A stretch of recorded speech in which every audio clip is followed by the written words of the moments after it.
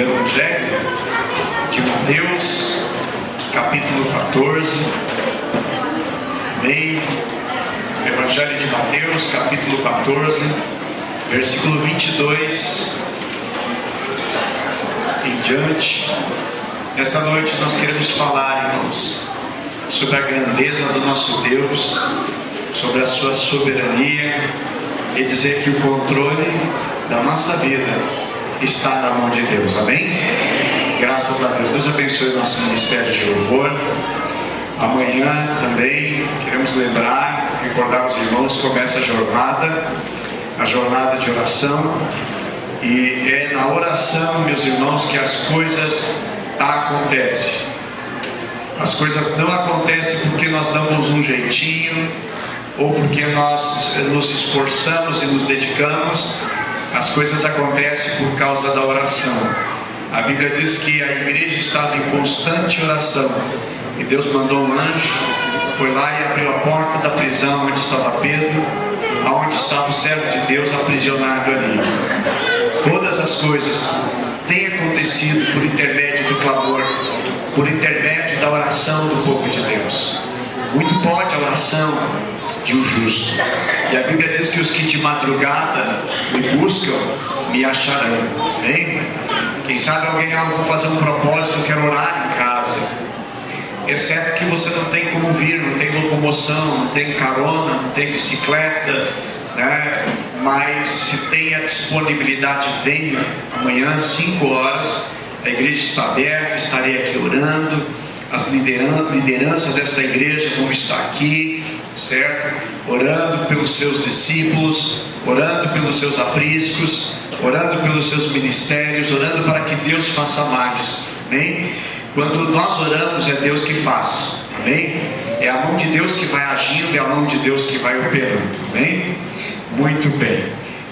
Uma hora de oração, um tempo em oração vale muito mais, irmãos, do que um dia inteiro trabalhando arduamente. Amém? Mateus capítulo 14, versículo 22. Mateus 14, 22. Diz assim o texto sagrado, texto da palavra de Deus. Logo em seguida, Jesus insistiu com os discípulos para que entrassem no barco e fosse adiante dele para o outro lado, enquanto ele despedia a multidão. Tendo despedido a multidão, subiu sozinho ao monte para orar. Ao anoitecer, ele estava ali sozinho, mas o barco já estava a considerável distância da terra, fustigado pelas ondas, porque o vento soprava contra eles. Verso 25. Alta madrugada, Jesus dirigiu-se a eles andando sobre o mar. Quando viram andando sobre o mar, ficaram aterrorizados e disseram: é um fantasma, e gritaram com medo. Mas Jesus imediatamente lhes disse: coragem, sou eu, não tenham medo. Senhor, disse Pedro, se és tu, manda-me ir ao teu encontro por sobre as águas. Venha, respondeu ele. Então Pedro saiu do barco e andou sobre as águas e foi na direção de Jesus. Mas quando reparou no vento, ficou com medo e, começando a afundar, gritou: Senhor, salva-me! Imediatamente Jesus estendeu a mão e o segurou e disse: homem de pequena fé, por que você duvidou? Quando entraram no barco, o vento cessou. Então os que estavam no barco o adoraram, dizendo: verdadeiramente tu és o Filho de Deus. Depois de atravessar o mar, chegaram a Genezaré. Vamos orar. Senhor nosso Deus e nosso querido Pai, amado Espírito Santo de Deus, é em nome de Jesus, Pai, que nós estamos reunidos nesta noite, e nós estamos aqui para ouvirmos a Tua palavra e aprendermos o que o Senhor tem para nós, Pai. E eu sei que a cada dia, Senhor, o Senhor renova a Sua bondade, a Sua misericórdia para conosco, Pai. Queremos te agradecer por todas as sortes de bênçãos que tem chegado à nossa vida. Também, meu Deus, queremos te louvar pelas lutas, pelas batalhas que nós as enfrentamos, mesmo não entendendo e nem compreendendo o propósito delas. Mas cremos, meu Deus, que tudo está no teu controle. O controle da nossa vida está nas tuas mãos. E assim nós queremos andar e queremos viver, Pai, entendendo e compreendendo o teu querer para conosco. Em nome de Jesus. Amém? Podemos sentar, meus irmãos. Graças a Deus. Uma alegria nesta noite a gente compartilha a palavra de Deus, são boas novas. Falar em boas novas também, meus irmãos, a negociação com relação ao terreno aonde hoje estacionamos, são 1.560 metros, está em andamento a negociação, está melhorando cada dia. Amém? Peço aos irmãos que continuem a orar. Essa semana agora será uma semana decisiva em oração, do propósito de oração na madrugada, para Deus nos trazer a maneira e a forma como nós poderíamos efetuar o pagamento do valor solicitado. Depois vamos estar apresentando para a igreja, para a liderança, depois liderança, diretoria e depois também para a igreja. Amém? Meus irmãos, nessa noite o tema da mensagem é o controle da minha vida na mão de Deus. O controle da vida, ele está na mão de Deus. Nós vivemos hoje, no momento de modernidade, que nós temos controles na mão, não é? Tem o controle do ar-condicionado, tem o controle da televisão, tem o controle da antena, né? Tem o controle de tudo. Hoje se tem controle. Se for contabilizar quantos controles tem em casa, são vários controles que se usam. E aquele controle, ele leva e faz exatamente o que é comandado por uma mão. Eu quero dizer que a nossa vida, meus irmãos, ela tem um controle também. E o controle da nossa vida está na mão de Deus. Amém? Circunstâncias pelas quais nós passamos está na mão de Deus. As coisas boas, as coisas complicadas, as coisas difíceis que nós não entendemos e não compreendemos. O texto aqui que nós lemos, ele tem um contexto. E nós vamos entender esse contexto através de outros evangelhos. Por exemplo, no Evangelho de Marcos, capítulo 6, fala desta passagem. Lucas também fala, João também fala, Marcos também menciona todo esse episódio que engloba esse momento aqui. Mas Marcos capítulo 6, verso 31, a Bíblia diz que havia muita gente indo e vindo ao ponto deles não terem tempo para comer. Então, eles estavam vivendo um momento de tanto trabalho, Jesus e os discípulos, que eles não paravam nem para comer. Não tinha tempo para comer alguma coisa, porque estava tão agitada a agenda de Jesus. Não propriamente uma agenda escrita, mas eram pessoas vindo, eram pessoas leprosas para serem curadas, eram pessoas que estavam vivendo a sua vida já uma doença terminal e chegavam para Jesus buscando socorro.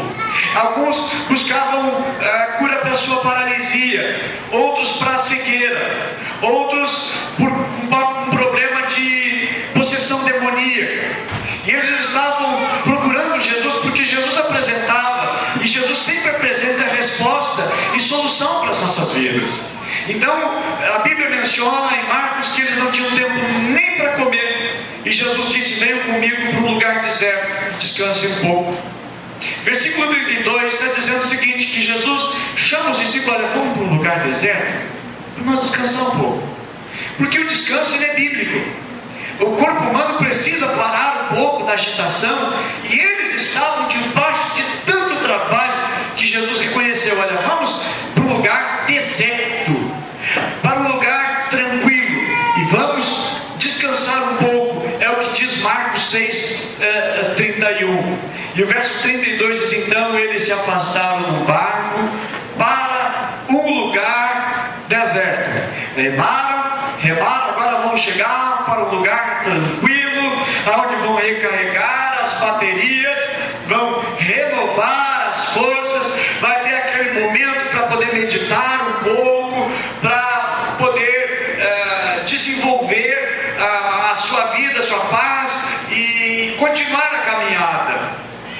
Mas o programa de Jesus era levá-los para um lugar para descansar. É um momento de férias, refazer as forças. É preciso descansar um pouco e estar recarregando então as baterias. Porém, irmãos, o que acontece quando eles estão indo? A multidão observou de cima do monte qual é a direção que o barco está indo.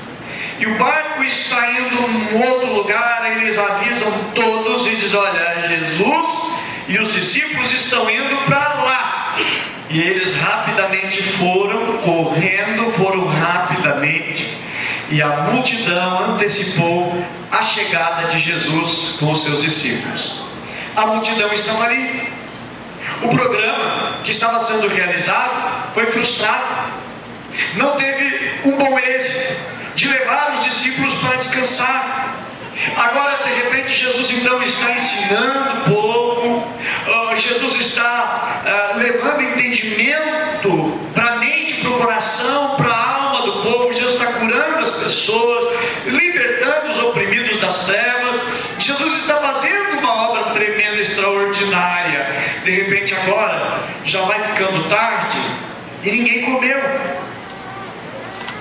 E alguém chega para Jesus e diz: Senhor, despede a multidão para que eles vão para suas casas, vão embora, porque eles estão com fome. E Jesus disse: olha, vão vocês e deem vocês de comer para a multidão. E a Bíblia diz que eles não tinham pão, eles não tinham peixes. E um deles: olha, Senhor, precisaria no mínimo 200 denários para poder alimentar toda essa multidão. E aí acontece então o milagre da multiplicação dos pães e dos peixes, que alimentou 5.000 homens, fora as mulheres e fora as crianças.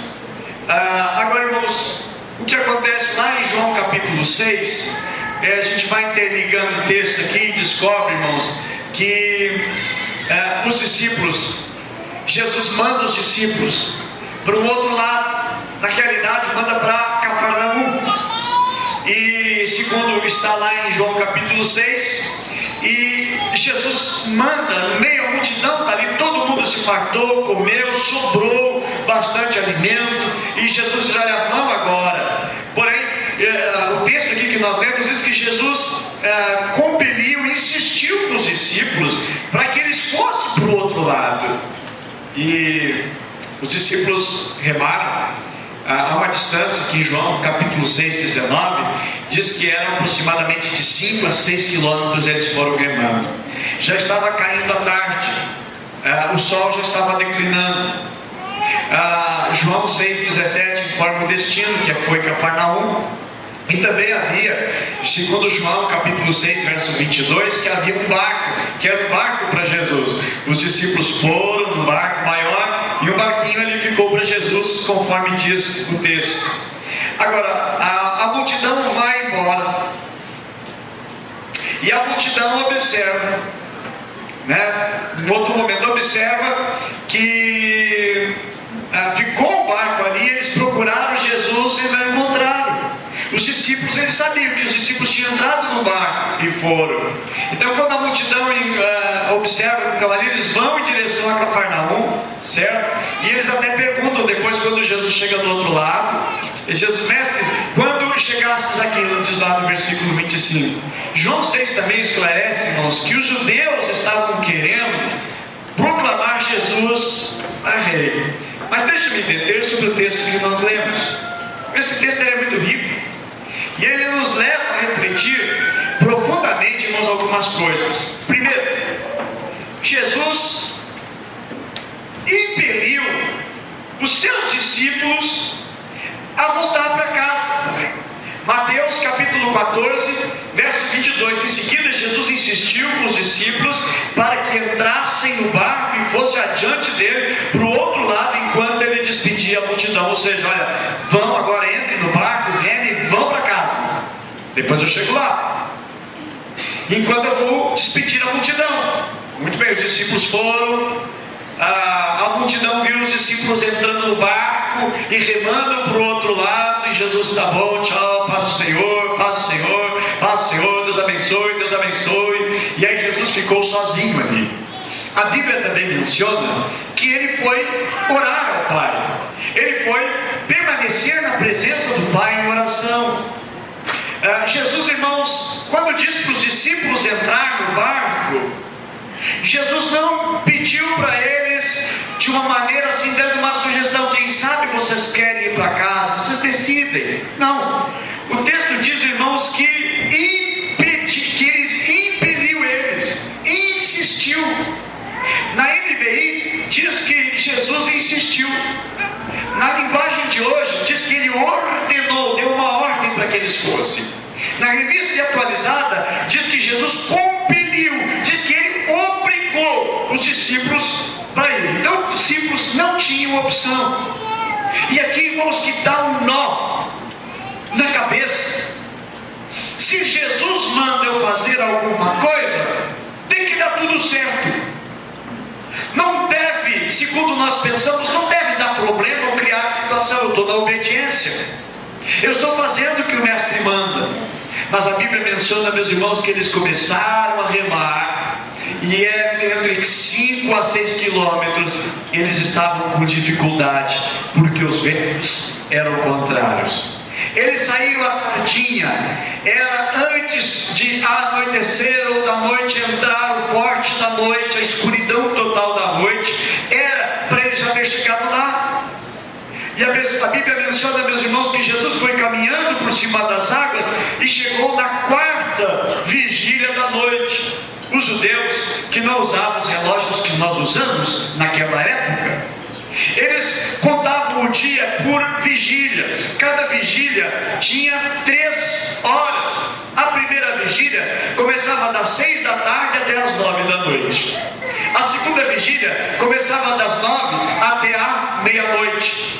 A terceira vigília começava à meia-noite e até às 3 horas da madrugada. E a 4ª vigília é a 4ª vigília, que é a nossa jornada de oração. Começava às 3 horas e até às 6 horas da manhã. A Bíblia menciona que Jesus foi com eles, uma tradução diz alta madrugada, mas na outra versão diz que Jesus foi na 4ª vigília, entre 3 da madrugada e 6 da manhã, quase já ao raiar do dia. Meus irmãos, obediência traz bênção, amém?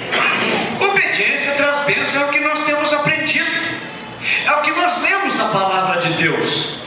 Mas os discípulos obedeceram e eles encontram o que? Ventos contrários, solapando, batendo no seu barco, remavam e não saíam do lugar. Mas eles estavam ali não porque eles pediram para Jesus: Senhor, nós queremos ir. Não, Jesus obrigou eles que entrassem no barco e que fossem. Às vezes não tem escolha, é só obedecer. Não tem outra alternativa. Marque A, B, C ou D. Ali não tinha, só tinha uma alternativa. Só tinha que marcar aquilo ali, entrar no barco e obedecer Jesus. Agora, é obedecendo que eles encontram o que? Uma tempestade. É que eles encontram ventos contrários. Agora, irmãos, eu entendo que Deus, Ele não nos livra das batalhas, mas Ele nos livra nas batalhas. Deus não nos livra das aflições, mas Ele nos livra nas aflições. Ele não nos livra da cova dos leões, Ele nos livra na cova dos leões. Os discípulos estavam remando, fazendo exatamente o que Jesus disse. Que o seguidor de Jesus, irmãos, não está isolado de luta, de problema. Quem sabe você botou o pé na igreja, sentiu aquela alegria, aquela paz, Deus está trabalhando no teu coração, Deus está agindo na tua alma, você está tendo uma alegria, uma paz incomparável que você nunca experimentou. Mas de repente você começa a fazer um propósito com Deus: eu quero me firmar mais em Deus. E aí vem uma luta, vem uma prova, vem uma tempestade. Antes de entrar na igreja não tinha problema, agora estou na igreja e começaram problemas que eu não tinha antes. Eles entraram no barco porque Jesus mandou, que Jesus obrigou, compeliu eles a entrar no barco. E agora eles estão enfrentando ventos estão obedecendo a Jesus como Jesus mandou.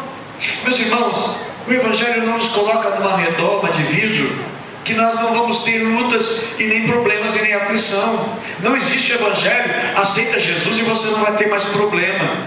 Vem para a igreja e você não tem mais luta nenhuma nem problema. Não, irmãos, não é assim. Jesus disse para os seus seguidores: no mundo vocês terão aflições. Porém, irmãos, as aflições para nós, elas são lucro, porque elas nos melhoram, elas nos aperfeiçoam. É o salmista do Salmo 119, versículo 171, diz: foi-me bom eu ter passado pelas aflições, para que aprendesse os teus decretos. Nós pensamos: não, mal nenhum me toca, problemas e lutas nunca virão a mim. Meus irmãos, eu posso obedecer a Jesus e aí então enfrentar lutas. Por quê? Porque Ele não está nem aí comigo, Ele está deixando eu passar lutas e problemas? Não, não é isso. Mas as lutas vêm, irmãos, para nos aperfeiçoar, para melhorar o nosso caráter, para nos transformar mais parecidos com Cristo, crescendo igual a Ele. E o apóstolo Paulo disse: sede meus imitadores, como eu sou de Cristo. Observa bem que Davi, ele amava a Deus com a sua harpa, ele dedilhava, compunha os salmos, fazia hinos, adorava o Senhor, cantava, inspirava-se, fazia louvores. Aí Deus agora manda um homem de Deus chamado Samuel, com um vaso de óleo para unção, e manda que unja Davi como rei, e vai até a casa de Jessé, derrama óleo sobre ele, consagra ele agora para ser líder em Israel, para ser rei em Israel. E ele recebe aquela unção, que ele recebe uma grande promoção e vai direto para o trono. Não, ele enfrenta a luta. Ele vai, irmãos, em vez de ir para o trono, ele começa a ser perseguido e procurado para ser morto.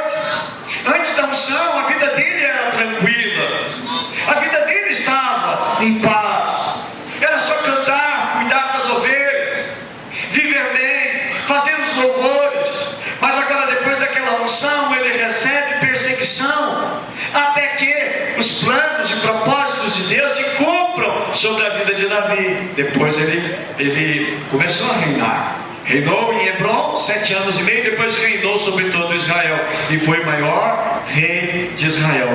Mas ele passou por um caminho, passou por uma prova, passou por um redemoinho. Parece que Deus havia o abandonado em alguns momentos. Nos Salmos, ele abre a sua alma, ele conta os seus dilemas, ele conversa as suas lutas, e ele diz: até quando, Senhor? Até quando você está sofrendo? Encontramos também, meus irmãos, em Atos dos Apóstolos, capítulo 13, versículo 2, em que diz ali o texto: e disse o Espírito: apartai-me, separai-me a Barnabé e a Saulo para a obra que os tenho chamado. Eles são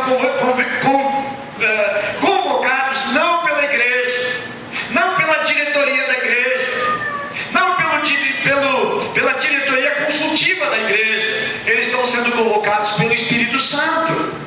E o Espírito Santo está convocando eles para quê? Para uma obra. E ao chegar em Listra, Paulo chega lá, é aplaudido? Não, ele é apedrejado. A Bíblia menciona que arrastam ele para fora da cidade, porque consideravam ele, morreu. Atos 14, verso 19, o que ele enfrenta, foi chamado pelo Espírito Santo, mas ele está enfrentando uma batalha, uma luta. Mas quem foi esse homem? Um grande pregador do Evangelho, um grande homem de Deus. Ele passou por um momento, passou por uma dificuldade, mas Deus estava no controle. Porque Deus não livrou Paulo do apedrejamento. Paulo, ele não foi para o campo missionário por conta própria, por vontade própria. Ele foi comissionado pelo Espírito Santo. Paulo estava fazendo a vontade de Deus. Ele não estava passeando, ele não estava de turismo, ele não estava cuidando dos seus negócios. Ele poderia estar até perguntando: o que eu estou fazendo de errado para ser perseguido assim?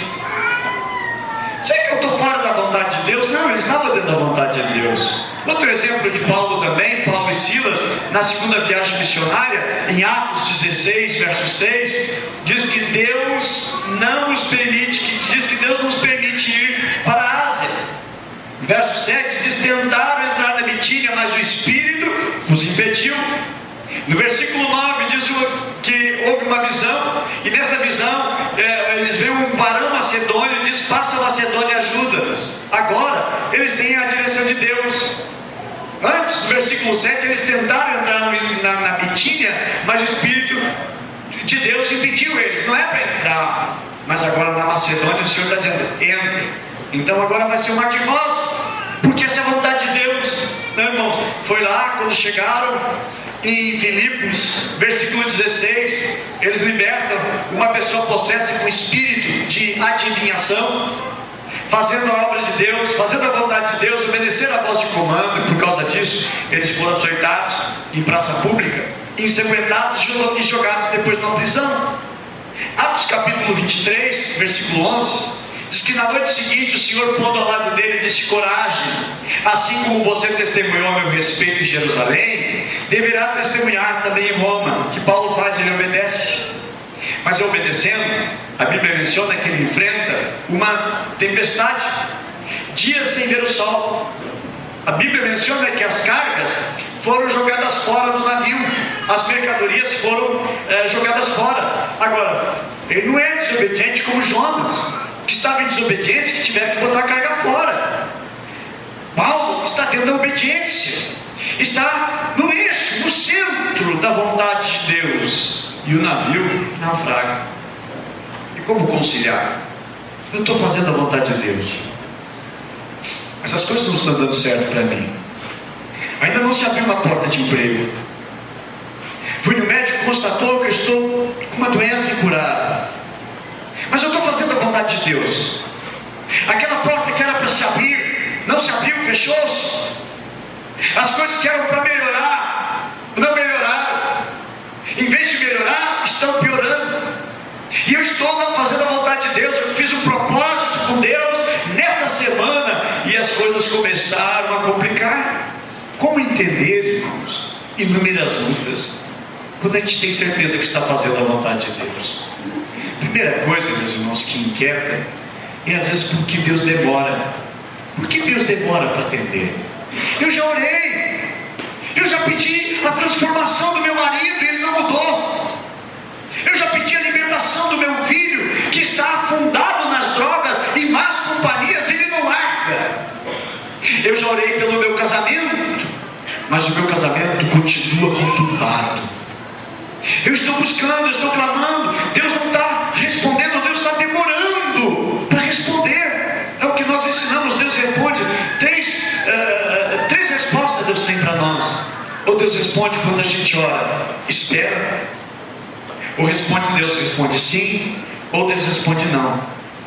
Primeira resposta, Deus pode dizer sim. A segunda resposta de Deus pode ser não. Ou a terceira resposta pode ser espera. Mas o que fazer quando está demorando Deus para atender?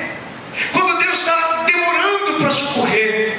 Eu acho tão intrigante também, meus irmãos, que a Bíblia diz que Jesus viu que eles estavam em aflição, viu que eles estavam tendo dificuldade para remar. Marcos capítulo 6, versículo 48 diz que Jesus viu os discípulos remando com dificuldade. O texto no Evangelho de Marcos ali esclarece que Jesus viu os discípulos remando com dificuldade. E a pergunta: se viu, por que não foi de imediato ajudá-los? Se Deus está vendo que eu estou sofrendo, por que não me atende de uma vez? A Bíblia menciona que Jesus só foi até eles na quarta vigília, entre 3 da manhã, entre 3 e 6 da manhã. Mateus capítulo 14, versículo 25. Outro episódio também, meus irmãos, é Jairo. Jairo tem pressa porque a filha dele está morrendo, e ele procura Jesus e diz: Jesus, a minha filha está muito mal, está quase morrendo.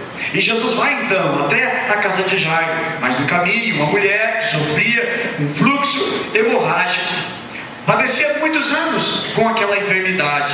A Bíblia diz que aquela mulher tocou, e Jesus poderia prosseguir: tocou, mas quem lhe tocou? E a mulher se levanta: fui eu que toquei. E ali aquela mulher segura Jesus mais um tempo. E esse tempo que Jesus ali está sendo segurado para falar com aquela mulher, chega alguém e já diz para Jairo: olha, tua filha morreu. Parece que Jairo tinha pressa. Senhor, é ligeiro, vamos lá, não para. Jesus, não para, vamos correndo, vamos correndo, vamos correndo. E não, há uma intervenção no caminho, na caminhada, e Jairo tem pressa que Jesus vá até lá, mas Jesus parou para atender uma mulher hemorrágica que foi curada. Tardou e a filha de Jairo morreu. Às vezes, meus irmãos, nós temos pressa. Nós não queremos o milagre para amanhã. Nós queremos hoje. Nós queremos que a porta se abra, não depois da manhã. Nós somos ansiosos, nós queremos hoje. A bênção não pode ser semana que vem, tem que ser hoje. Eu quero hoje. Eu quero ser abençoado, é hoje. Nós temos urgência no nosso milagre. Nós temos pressa que Deus faça algo, mas Ele está demorando muito. E se Ele nos ama, por que então está demorando? Se nós lemos a palavra que Ele nos ama, porque Deus amou o mundo de tal maneira que deu seu Filho unigênito para que todo aquele que nele crê não pereça, mas tenha vida eterna. Por que Deus está demorando? Qual é a razão? E tem um texto em João capítulo 11 que fala sobre Jairo, irmão de Marta e Maria, que moravam na pequena vila de Betânia, próximo ali de Jerusalém. Marta manda um recado para o Senhor Jesus e diz: olha, Senhor, está enfermo aquele que tu ama, Lázaro, a quem tu ama. Não diz assim: está enfermo Lázaro que te ama tanto, Jesus. Mas o texto diz assim: Lázaro a quem tu ama. E se ama, meus irmãos, quando a gente ama, nós temos pressa em socorrer quem precisa. É um filho que está ruim no colégio, a mãe larga tudo que tem e vai correndo na escola. O pai está trabalhando, de repente o telefonema: olha, o filho se acidentou. O pai larga o trabalho, deixa tudo e vai correndo lá para socorrer direto no hospital. Se tem pressa, quando a gente ama. Quando não ama, a gente não tem pressa. Se Jesus amava a Lázaro, parece que Ele não teve pressa. A Bíblia diz que Ele demorou-se mais 2 dias ainda. A Bíblia menciona que o mensageiro sai de Betânia para ir até onde Jesus está, demora 1 dia para chegar lá. 1 dia para chegar lá. Quando ele chega e dá a notícia: olha, Lázaro está muito mal, Marta e Maria estão te chamando para que tu vá lá socorrer e curar ele. E a Bíblia menciona, irmãos, quando Jesus chega em Betânia, foram 4 dias. Quando o moço que deu o recado para Jesus, Lázaro morreu. E a Bíblia diz que Jesus demorou mais 2 dias para poder ir até lá. Quando Jesus chega, irmãos, já chegou atrasado. Na realidade, quando o moço saiu de Betânia, Lázaro morreu. E Jesus disse: olha, esta doença, ela não é para a morte. E aí chega lá o moço que deu o recado, 1 dia depois da morte de Lázaro, e ele volta, chega no outro dia, no 2º dia, e diz para Marta: olha, é o seguinte, Jesus mandou dizer o seguinte, ó, que essa doença não é para a morte não. Diz: como não? Lázaro já morreu. O quê? Lázaro morreu? Sim, morreu. E perguntava depois para ela: escuta, tu mandou chamar Jesus? Sim, mandei. Quem sabe aquelas perguntas vinham: será que ele vem mesmo? Será que Jesus vai vir? Por que ele está demorando? Por que Jesus ainda não chegou para socorrer? Por que ele ainda não veio se ele ama tanto vocês? Qual é a resposta que Marta ia estar dando para aqueles que perguntavam, para os familiares, para os vizinhos, para os parentes, para os amigos? Aquela pergunta que perturba: ah, mas e daí? Não vai te ligar, não vai atrás, não vai buscar, não vem socorrer? Por quê? E creio que Marta ficava sem resposta, sem saber o que dizer. Quem sabe alguma coisa aconteceu, algum imprevisto, um engarrafamento, uma tranqueira no trânsito, aqui para grande Jerusalém, uma situação difícil de explicar. E lá no coração de Marta, ela não entendia. Até que alguém chega e diz: para Marta, diz: olha, não precisa mais esperar Jesus. A notícia é: Lázaro morreu. Lázaro foi sepultado, fizeram o sepultamento e nada de Jesus chegar. Observe que em João capítulo 11, verso 21, a primeira frase, quando Jesus chega lá em Betânia, não foi uma frase de Marta para Jesus assim: Jesus, bom dia Jesus, que bom que tu veio, estávamos com muita saudade. Há uma expressão de Marta tão ríspida que diz assim, e foi a queima-roupa. Foi muito ríspida a palavra que Marta diz. Ela não saúda com bom dia, com boa tarde, ou que saudade, mas ela saúda dizendo assim: Senhor, se tu estivesse aqui, o meu irmão não teria morrido. Ela descarrega algo que ficou trancado dentro dela. Jesus não chegou tarde demais, e me parece que a fé de Marta naufragou, sucumbiu, desapareceu. Marta está tão machucada pelo atraso de Jesus que ela não crê em milagre mais. A fé de Marta desapareceu. E Jesus diz o seguinte para consolar ela: Marta, Martinha querida, Marta, quem crê em mim?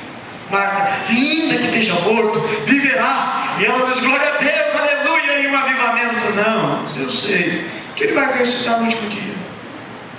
Há uma frieza no coração, a sua fé esfriou, e a culpa é de Jesus, é do atraso de Jesus. Quem sabe ela estava perguntando, estava achando no seu coração: Jesus não se importa comigo? Quem sabe, meu amado, você tem passado por alguma situação e você tem pensado: Jesus não se importa comigo, Deus não se importa comigo. Por que já não atendeu a minha oração? Por que já não ouviu o meu clamor? Eu estou insistindo com Deus, eu estou pedindo misericórdia para Ele, e Ele ainda não me atendeu, Ele ainda não me ouviu, Ele ainda não me escutou, e eu estou sofrendo e não aguento mais. Porque não poupou do sofrimento o acidente, o meu irmão, a morte do meu amigo? Porque não poupou a morte do meu pai? Porque não poupou a morte da minha mãe? Porque não poupou a morte do meu filho? A dor no coração de Marta não conseguia mais expressar uma fé contundente. Eu vejo também na pessoa de Ana, no Antigo Testamento, esposa de Elcana. Ela queria um filho, e Deus não responde. Todo ano ela ia para Siló para orar a Deus e apresentar a sua oração diante de Deus, e não vem. E ela sendo humilhada, sendo subestimada, sendo desprezada, e ela pedia para Deus um filho, e Deus demora, e Deus está demorando. Na realidade, meus irmãos, Deus não estava demorando, porque ela queria um filho, mas Deus queria dar para ela um grande profeta, um profeta que ia mudar naquela geração, o maior profeta daquela geração.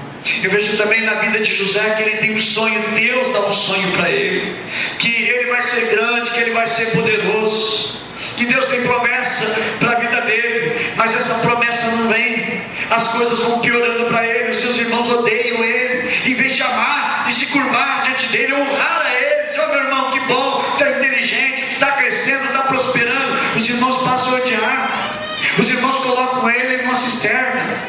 Os irmãos de José vendem ele para os ismaelitas vendem ele para Potifar, ele é um empregado lá, ele é um escravo. Depois as coisas pioram para ele, ele vai para uma prisão injustamente. Lá na prisão ele revela sonhos, mas ele é esquecido, mofou naquela cadeia por mais 2 anos. E ele poderia perguntar: mas onde estão os sonhos de Deus para a minha vida? Onde é que está o projeto que Deus disse que tem comigo? Aonde que está aquilo que Deus prometeu que vai fazer na minha vida e que ainda não fez? Parece que está demorando o propósito de Deus, irmãos. Eu acredito que se o copeiro lembrasse dele, ele ia ser apenas um lavador de copos no palácio lá no Egito. Mas Isaías 64:4 diz que Deus trabalha para aqueles que nele esperam. E a Bíblia menciona, irmãos, que José foi honrado e ele se tornou a pessoa mais importante no Egito. no tempo de Deus, na hora de Deus. Por que Jesus, irmãos, envia então os discípulos? Por meio de uma tempestade? Essa é a pergunta, que diz assim o texto, versículo 24: mas o barco já estava a considerável distância da terra, fustigado pelas ondas, porque o vento soprava contra ele. Por quê, irmãos? Jesus conhece as coisas, Jesus sabe tudo o que vai acontecer. Ele não conhece só o passado e o presente, ele conhece o amanhã, ele sabia. E Jesus manda eles exatamente para o meio da tempestade. Jesus coloca eles e envia eles, irmãos, na direção da tempestade. Mas eu quero dizer, meus irmãos, Deus está no controle. Deus está com o controle dos discípulos nas suas mãos, e Deus está com o controle da sua vida nas mãos dele. Às vezes nós não entendemos. Deus sabe o que está fazendo, nós não entendemos. Nós temos dificuldade de entender o que Deus está realizando, o que Deus está fazendo. Porque, irmãos, para Jesus, Jesus faz isso. Por que Jesus permite eles entrar no barco e manda eles entrar no barco? Primeiro, Jesus queria estar a sós com o Pai. Ele queria buscar o Pai em oração. Ele entende que a oração é o pilar do seu ministério, e que através da oração os milagres acontecem no dia seguinte, que o sobrenatural de Deus acontece quando estamos em intimidade e comunhão com Deus. Jesus não está buscando a presença do Pai para fazer milagre, mas Ele está buscando a presença do Pai por intimidade. É como nós, por exemplo, nós entregamos o nosso dízimo, não porque há uma obrigação de dar o dízimo na igreja, não, é por amor para com Deus, é com paixão para com a sua obra, é por desejo de agradar a Deus, para fazermos a sua obra. Agora, irmãos, Jesus também não foi com eles no barco porque Jesus, irmãos, queria estar orando por eles. Jesus sabia que eles iam enfrentar uma tempestade, e alguém tinha que estar orando por eles. Eles não naufragaram na tempestade, eles não tiveram êxito ali remando, mas eles não morreram, porque Jesus estava intercedendo por eles. Por isso a Bíblia diz, irmãos, que muito pode a oração de um justo. Enquanto tem um intercessor, Deus está agindo. Enquanto tem alguém orando, as coisas estão acontecendo. Filhos são abençoados porque os pais oram pelos seus filhos. Filhos vão bem quando seus pais estão na brecha orando. É a expressão que nós usamos: pais de joelho, filhos de pé. E Jesus está orando pelos seus filhos espirituais, pelos seus discípulos. Ele está orando, está intercedendo por eles, porque Jesus sabia. Jesus também, irmãos, fica orando na intimidade sem a multidão ao redor, porque oração, irmãos, não é como holofote, ninguém é famoso por orar. Não recebemos fama e honra por orar. Não. Podemos ser conhecidos pela pregação, pelo louvor, pela oração. E Jesus, ele faz a sua oração, seu secreto com Deus, e ele está lá sem os holofotes e aplaudido pelos homens pela oração, mas ele está procurando intimidade com o Pai. E ele orou, irmãos, no apuro e dificuldade de seus discípulos, quando eles mais estavam precisando. Jesus não estava fisicamente ali, mas está orando por eles. A Bíblia diz, irmãos, que nós temos no céu, nós temos um advogado que intercede por nós. Amém? O Senhor Jesus não está fisicamente aqui, mas a Bíblia diz que ele intercede pelos seus. Ele é o nosso intercessor no céu. E o Espírito Santo leva as nossas orações ao Pai, porque nós não sabemos orar como convém. Ou seja, Deus trabalha por nós, o Senhor trabalha por nós. Agora, irmãos, o que Jesus queria? Jesus queria uma coisa nos discípulos, e é o que Ele deseja em nós. Jesus objetivava o crescimento e conhecimento a respeito dele, porque os seus discípulos não conheciam a Jesus ainda de todo. E eu entendo, irmãos, que Ele não nos livra das tempestades, mas Ele nos livra na tempestade. Jesus, Ele não nos livra da fornalha, mas Ele nos livra na fornalha. E foi exatamente o que Jesus faz. Jesus está indo em direção a eles, para ir lá livrá-los. Jesus, irmãos, Deus não nos livra da cova dos leões, mas nos livra da cova dos leões.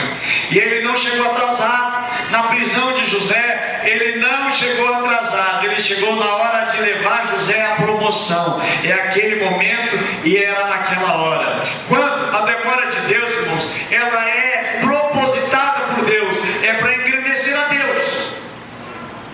Quando Jesus chega tarde, segundo o conceito de Marta,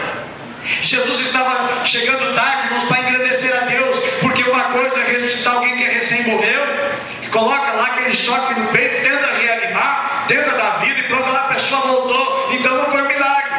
Agora, fazer um milagre de uma pessoa que morreu há 4 dias, o milagre é tanto e engrandece e glorifica a Deus. Por que às vezes as coisas não acontecem segundo o nosso tempo e o nosso querer? Porque Deus está trabalhando, irmãos, para engrandecer o nome dele. A promoção não é para o ser humano, não é para o homem, mas ela é uma promoção para Deus. Por isso, meus irmãos, que Jesus está trabalhando para engrandecer a Deus, para enaltecer a Deus. E é na 4ª vigília que ele vem. E às vezes, para nós, o nosso socorro, irmãos, não vem na primeira vigília, não. Não vem no momento que nós queremos, mas vem na vigília, na 4ª vigília, no momento de Deus, é na hora de Deus. A 4ª vigília é a hora de Deus agir. É a 4ª vigília, quando parece que não tem saída, é que Deus está agindo, é que Deus está começando a mover a nosso favor, para que Ele seja glorificado. A Bíblia diz, meus irmãos, que o choro pode durar uma noite, mas a alegria vem na 4ª vigília, amém? Vem no amanhecer, vem logo pela manhã. E a Bíblia menciona, irmãos, que Jesus vem sobre as águas. E por que Jesus vem sobre as águas caminhando? Tinha um barquinho, né? Mas eles esperavam que Jesus viesse num barquinho. Eu aprendo que nem sempre Jesus vai usar os meios convencionais para chegar à nossa vida. Nem sempre Deus vai usar os meios convencionais para chegar até nós. Às vezes Ele usa uma enfermidade. Às vezes Deus vai usar uma crise para chegar até nós. Às vezes é uma desilusão que vem sobre a tua vida, que Ele chega e se aproxima. Às vezes é uma depressão incurável, que Deus vai chegar para tocar no teu coração, para demonstrar o seu amor e para demonstrar o seu poder. Ele mostra o seu poder sobre nós, irmãos. Ele demonstra o seu poder sobre aquilo que nos aflige também. O que estava afligindo os discípulos era as ondas. O que estava afligindo os discípulos era o vento, era a água, era o mar. E Jesus vinha caminhando sobre aquilo que estava afligindo os seus discípulos. E assim é o agir de Deus. Deus está caminhando sobre aquilo que é os meus problemas e as minhas dificuldades, para mostrar que o poder, a honra e a glória pertencem a Ele. Jesus é maior do que os nossos problemas, amém? E Ele faz a tempestade, meus irmãos, o seu caminho. Naum, capítulo 1, versículo 3, diz: o Senhor tem o seu caminho na tormenta e na tempestade. É o caminho que Ele usa para chegar até nós. E a primeira palavra, quando Jesus chega, meus irmãos, Jesus vai caminhando por cima das águas, e eles ficam apavorados, e a Bíblia diz que eles gritam: é um fantasma, é um fantasma. A primeira palavra de Jesus não foi repreender o vento. Jesus não disse: vento, para quieto agora. Jesus não disse para o mar: mar, te acalma, sossega, mar. Não, a primeira palavra, meus irmãos, que Jesus diz quando encontra eles, foi uma palavra de ânimo. A Bíblia menciona Mateus 14, 27, mas Jesus imediatamente lhes disse: tende bom ânimo, sou eu, não temais. Primeira coisa, irmão, Jesus não está acalmando o vento. Jesus está acalmando os seus discípulos. Está acalmando o que está lá dentro, a tempestade lá dentro. A tempestade do mar é uma, e a tempestade dentro deles é outra. O que Jesus vai acalmar primeiro é a tempestade que está dentro do coração dos discípulos. O que Deus quer fazer? Deus quer agir naquilo que está te trazendo tanta conturbação. Deus quer trabalhar dentro do teu coração. Deus quer consertar lá dentro da tua alma. Deus quer curar o que está ferindo você por dentro. Jesus quer curar a tua preocupação. Às vezes nós realmente fazemos uma tempestade em um copo d'água, mas às vezes nós estamos uma grande tempestade. O nosso coração está turbado. E Jesus disse o seguinte: não perturbeis o vosso coração. Não se turbe o vosso coração. O que Jesus chega para você nesta noite é para acalmar o teu coração primeiro. É onde Ele está preocupado, é com o teu coração, é com a tua alma aflita e inquieta. E a primeira palavra que Jesus faz, irmãos, não é acalmando o mar, a tempestade, mas é acalmando os seus discípulos. O texto diz: mas Jesus imediatamente lhes disse: tende bom ânimo, sou eu, não temais. Antes de acalmar a tempestade do mar, Jesus acalmou a tempestade que estava dentro deles.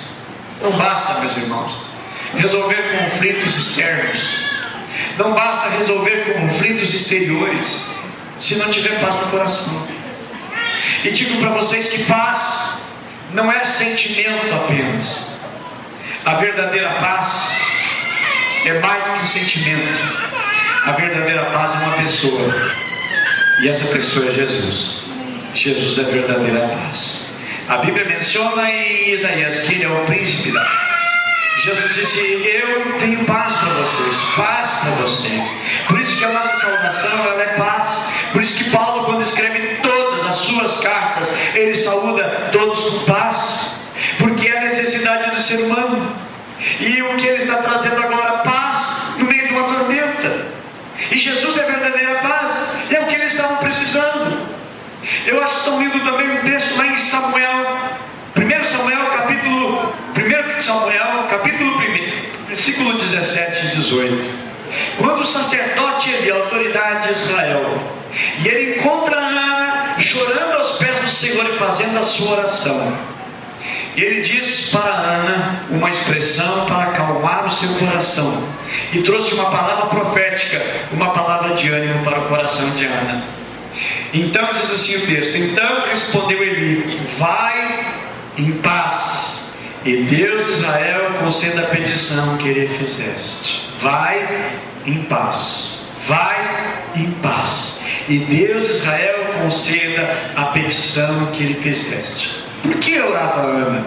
Ana orava por uma criança, por um bebê, porque ela era estéril.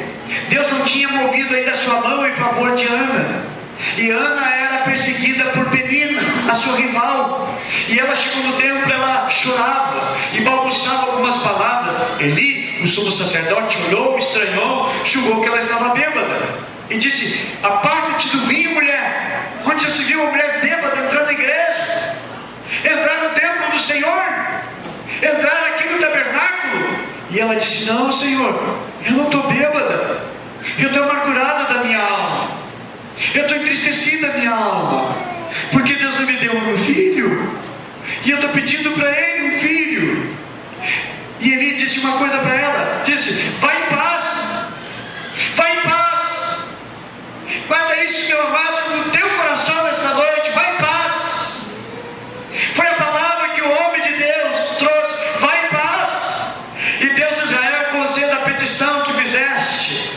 Versículo seguinte diz: e disse ela: acha tua serva graça aos teus olhos.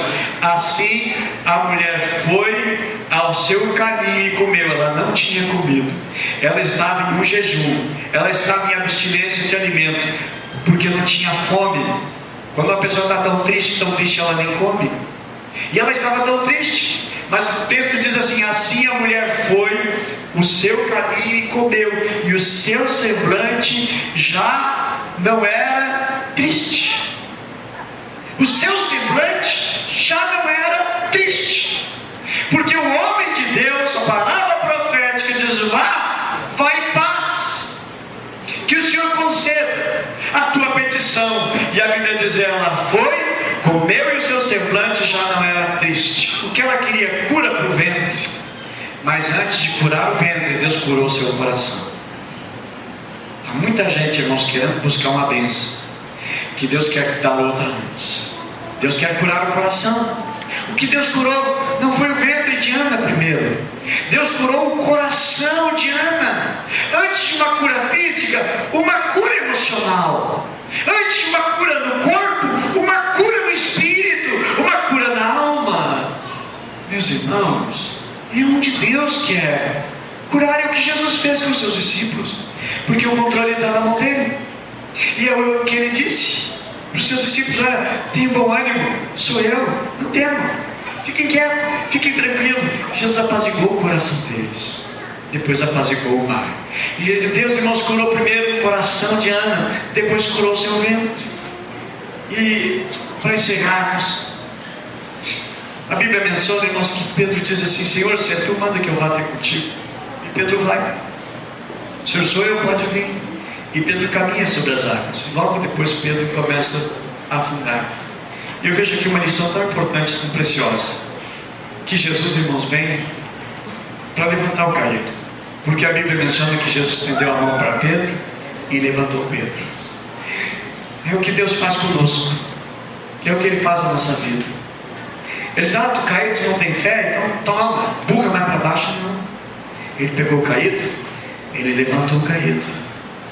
E a Bíblia menciona que Ele foi e acompanhou Pedro até o barco, até o destino. E é o que Jesus faz, o que Jesus quer fazer conosco. Se teu ânimo caiu, Ele te pega pela mão. Se as esperanças se perderam, Ele te dá uma nova esperança nesta noite. Ele precisa, Ele quer restaurar o teu coração. Ele quer curar a nossa alma, para curar depois as demais situações. O que faz você temer tanto? É o vento? É a tempestade que assobia contra você, que se lança tão fortemente contra você? Deus quer curar o coração, para depois dar a vitória que precisamos. Agora, irmãos, o destino do barco que Jesus tinha mandado era Cafarnaum, e não era o fundo do mar. Quando Jesus der uma ordem, fica tranquilo. Se você está na obediência, se você está seguindo o que Deus está te pedindo, fica tranquilo, você vai para Cafarnaum. Bem? Não era no fundo do mar, não. Era numa direção, e não na direção que os ventos estavam tentando colocar para empurrar.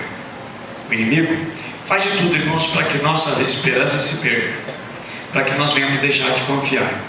Mas o Senhor Jesus, com o seu milagre, com o seu poder, curou o coração de Marta, que reconheceu em Jesus não apenas um grande amigo, mas como um Cristo prometido por Deus. E para encerrar, então, a Bíblia menciona que os discípulos receberam Jesus no seu barco.